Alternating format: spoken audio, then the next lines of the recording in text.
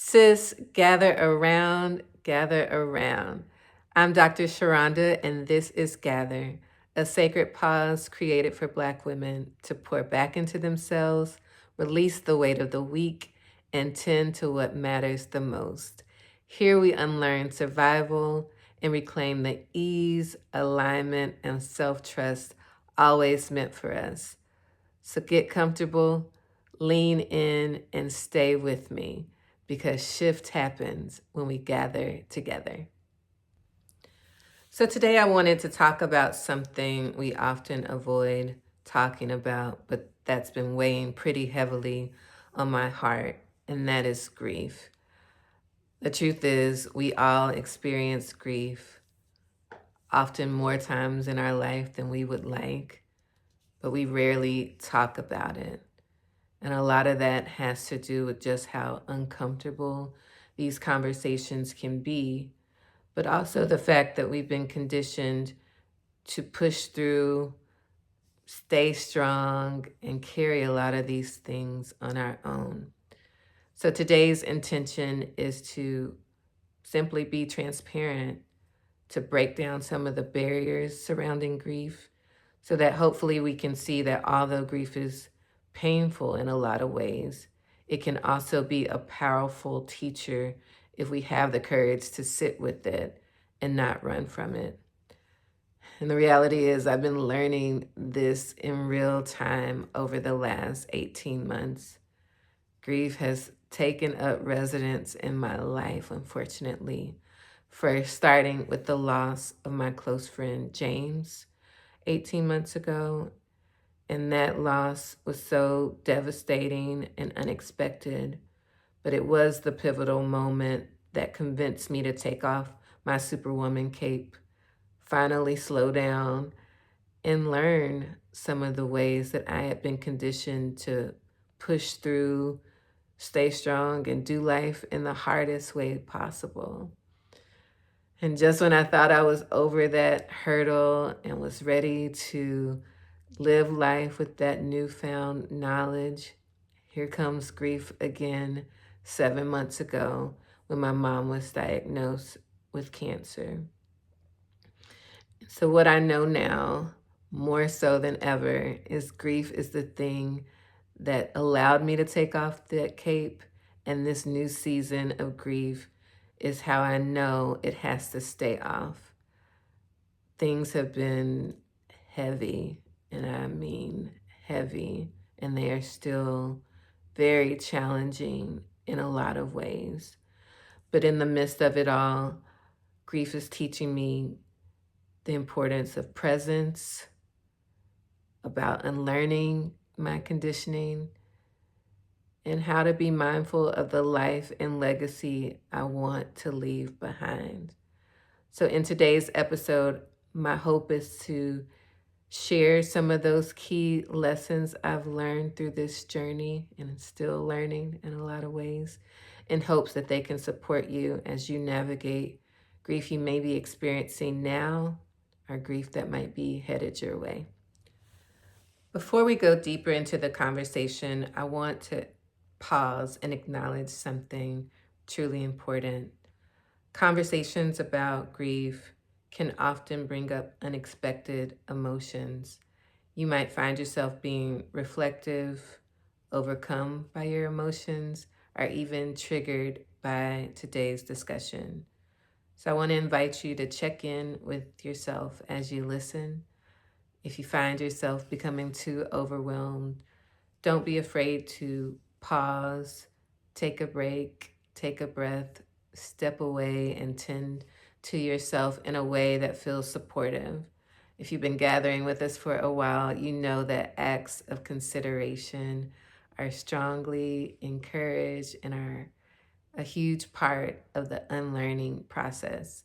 And so I'll be doing the same thing for myself. I have my own Kleenex on deck just in case things get overwhelming for me, because a lot of these topics are still fresh and raw. So again, be gentle with yourself, be compassionate with yourself, and take care of yourself as we have this conversation. With that in mind, I want to shift into some of the things that grief has been teaching me over these last 18 months. Now, these were not lessons that I went searching for, but these are lessons that showed up when I finally slowed down and sat with what I had been feeling. And so grief has a way of exposing and revealing things we might overlook if we don't slow down. And so one of the first lessons that grief showed me is just how often we suffer in silence. And so when my friend James died, one of the things that I wrestled with early on was the not knowing that he was suffering. And when I think back on it, it's not a unique experience. I've actually gone through a lot of things in my own life that I've never shared with other people. Even as a psychiatrist, as I counseled patients, it would often come up that they too were not sharing a lot of the difficult moments in their lives with people that they said were on their support team. And so that lets me know that in a lot of ways, we've all been conditioned to see our struggles as a burden for other people. And so we often carry a lot of these things on our own, which makes life harder than it has to be. And so in this new season of grief with my mom, I've been taking a much different approach. I've been very transparent with my friends and my family about the difficult moments, the challenging days when I'm not okay. And what I found is that I've actually been supported in a way that I hadn't in previous encounters with grief. And my transparency has been helpful for me, but I think it's also deepened my connection with my support system and allowed them in a lot of ways to feel more comfortable sharing some of the things that they were carrying. And so I think when we have the courage to say, this is hard, or we are not okay, it actually allows us to get the support that we truly need during our most difficult moments. So, another early lesson that grief revealed to me is the fact that presence is often more important than productivity. So, prior to James's death, I was out here grinding till the wheels fell off. I was all about my career and work and being successful, that in a lot of ways I wasn't able to be present for the people that truly mattered. And so the loss of James was a huge wake up call in a lot of ways to shift what I was putting my energy into. And so, in case you didn't know, I made a huge change and rested in 2025. And that reimagining what success looks like for me allowed me to be more present in this new season of grief with my mom. So I've been able to show up, go home to Dallas more frequently, and just to be a support for her and other members of my family.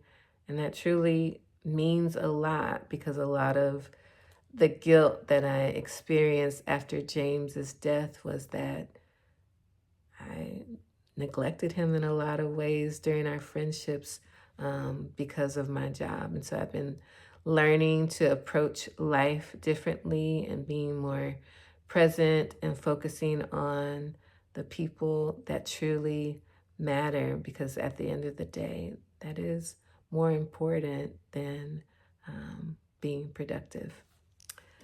So now that I have been present more in my mom's care and supporting my family during this season, one of the lessons that I'm realizing is just how important frequent capacity checks are. You know, caring for people that you love, especially as they are dealing with illness, brings up a lot of emotions. It can be physically, spiritually, and emotionally draining in a lot of ways. And so, frequent capacity checks have really been a crucial part of me supporting myself through all of this. And so, I'm often looking at how well I'm sleeping, how well I'm eating, where my emotions are at any given point of time as I decide when I go back to Dallas, how long I stay there, what things I need to shift and put into place to kind of support me during the more challenging times. And so, um, checking your capacity and also knowing that there are things that you can do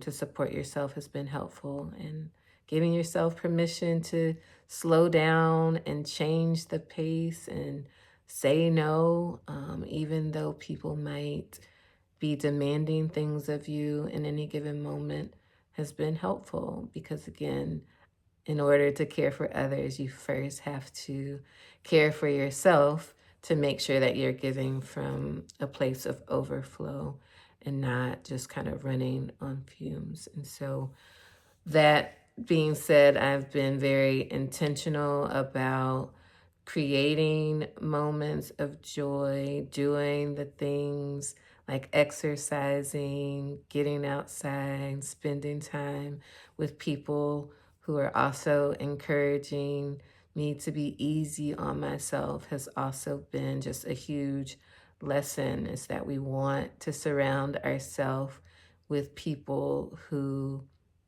encourage our healthy coping skills. Um, Grief can show you also the places in your life where you've been putting time and energy into people, places, and things that drain you. And so sometimes grief will also reveal shifts that need to be made in certain relationships. And some relationships shift themselves because people don't have the capacity always to show up for you in the way that you would like or the way you imagine they would. And so being comfortable about that shifting process has often or also been another lesson that I've learned during this season of grief. So, one of the more recent lessons that grief has been revealing to me is just how much crisis kicks our conditioning into overdrive.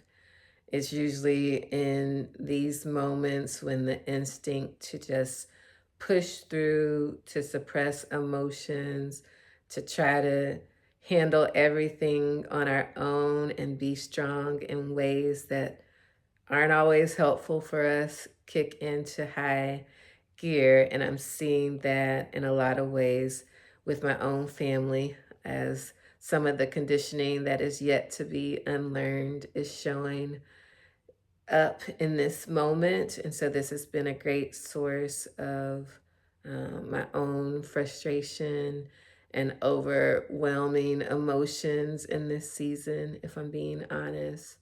And a lot of that is related to the fact that I have experienced the relief of unlearning my conditioning and want my family to have that same relief. It's hard seeing people that you love suffer, sometimes unnecessarily, because they're doing things in harder ways than they have to.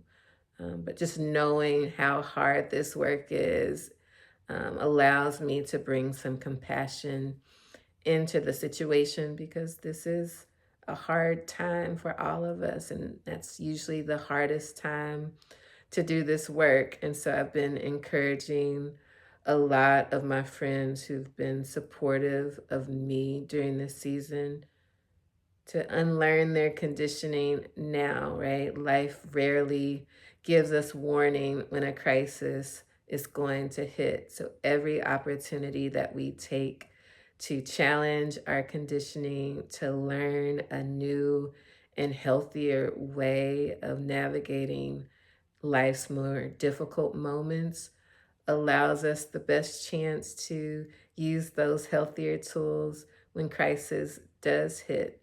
And that not only supports you as you're going through crisis, but it supports all of the people who would want to support you during the process. And so a lot of times we don't recognize just how much the ways we handle crisis impact other people.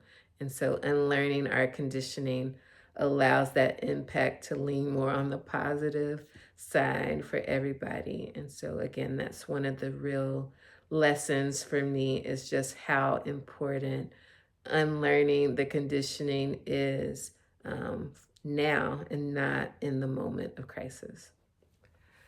So, one of the most important lessons that I've learned most recently, and the final one that I'll share today, is the power of perspective.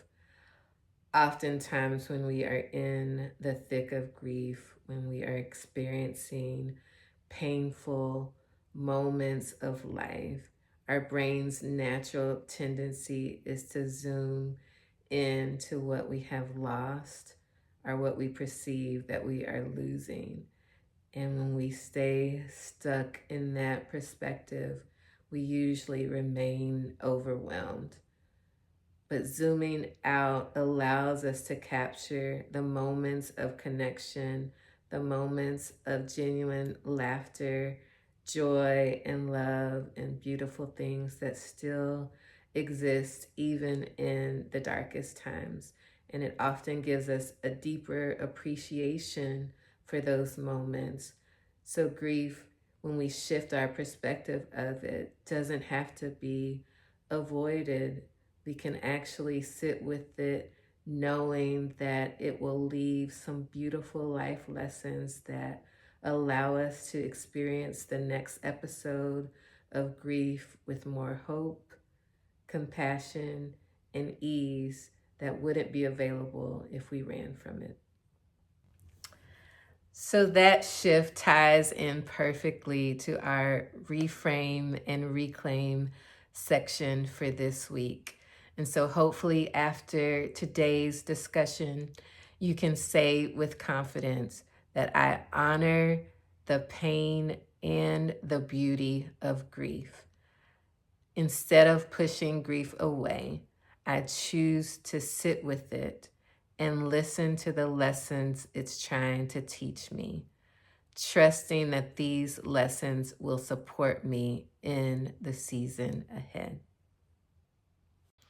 And so, hopefully, my willingness to share some of the lessons that I have learned on my own grief journey inspire you to be more present instead of trying to be productive, to check your capacity instead of pushing through exhaustion, to capture moments of joy, to give yourself some relief when things are hard.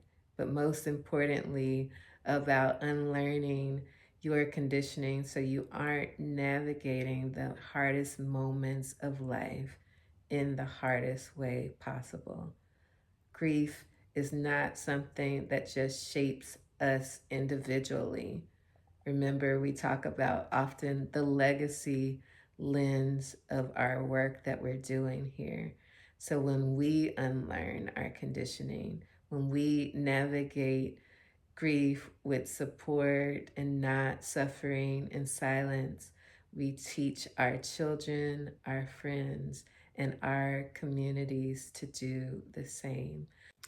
So, hopefully, today's episode resonated with you, and there were some newfound perspectives on grief that you were able to take away from today's discussion. So, grief is often that teacher that none of us want or ask for. But for me, grief has definitely been the thing that taught me to release the cape, and the thing that's teaching me now that cape must stay off. And so I would love to hear if there were any lessons or new perspectives that this episode taught you in ways that you're planning to apply those to your life. And as always, if this episode resonated with you, it likely will resonate with someone else. So definitely share this with anyone who might be experiencing grief now, or because it's such a common thing that we all go through, that might be experiencing grief in the near future. And so my goal and hope is to continue discussing different challenges that come up as we choose to release the cave and unlearn our conditioning. So continue to tune in. For now, the goal is still to have these episodes every Sunday at 6, but because I am practicing what I preach and checking in frequently with my capacity, I will keep you guys updated if anything should shift in that regard. So again, you can catch us here on G.A.T.H.E.R Pod on YouTube, same handle on Instagram, TikTok, and Facebook. And so again, follow us on those other platforms as well to keep updated on insights that we are sharing during the week. And so on that note, thank you for taking this sacred pause together. May you leave here with more clarity than you came with, and the courage to live what you now know. Take what resonated, practice it gently, and let it shape the life you are creating on purpose. And remember this: shift happens when we gather together. Until next time, keep choosing you.